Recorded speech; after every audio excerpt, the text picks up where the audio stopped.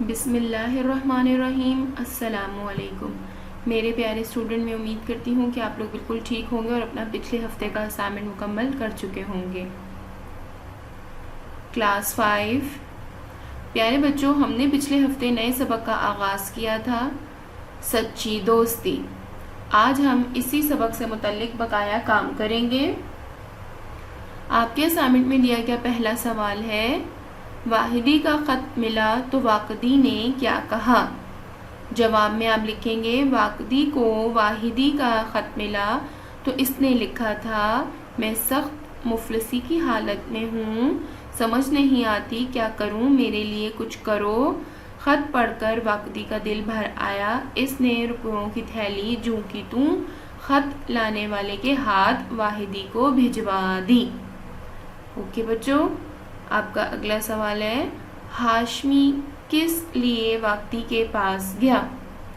جواب میں آپ لکھیں گے، ہاشمی واقدی کے پاس اس لیے گیا کہ وہ واحدی کو بتا سکے کہ وہ تینوں ضرورت مند ہیں۔ آپ کے سامنے میں دیا گیا اگلا سوال ہے، تینوں دوستوں نے اپنی ضرورت کیسے پوری کی؟ جواب میں آپ لکھیں گے، تینوں دوست ضرورت مند تھے اور 1000 روپے میں سے رقم بانٹ کر اپنی ضرورت پوری کی۔ اس کے بعد آپ کے اسائنمنٹ میں دیا گیا اگلا سوال ہے، خالی جگہ پر کریں۔ واقدی عرب کا ایک نامور ڈیش گزرا تھا۔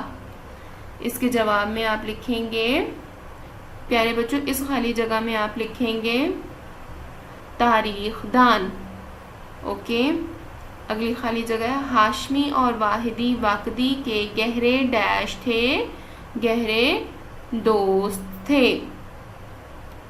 نمبر 3، واقدی نے اپنے دوست ہاشمی کو ڈیش لکھا، ڈیش میں آپ لکھیں گے خط لکھا۔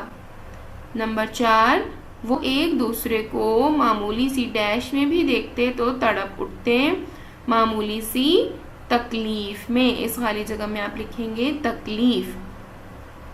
اگلی خالی جگہ ہے، خط پڑھ کر واقدی کا ڈیش بھر آیا، دل بھر آیا۔ اوکے، تو چلیے اب ہم اپنے اگلے سوال کی طرف آتے ہیں۔ درست بیان کے سامنے صحیح اور غلط کے سامنے غلط کا نشان لگائیں۔ واقدی پاکستان کا ایک نامور تاریخ دان تھا، غلط، کیونکہ وہ عرب کا نامور تاریخ دان تھا۔ واقدی نے کہا، تمہاری بات سن کر مجھے بڑا رنج ہوا، درست۔ خط پڑھ کر واقدی کا دل بہت خوش ہوا، غلط۔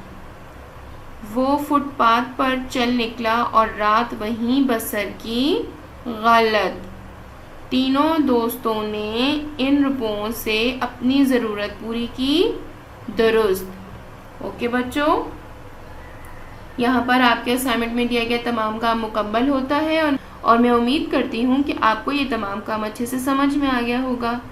اوکے بچوں، تھینک یو، اللہ حافظ۔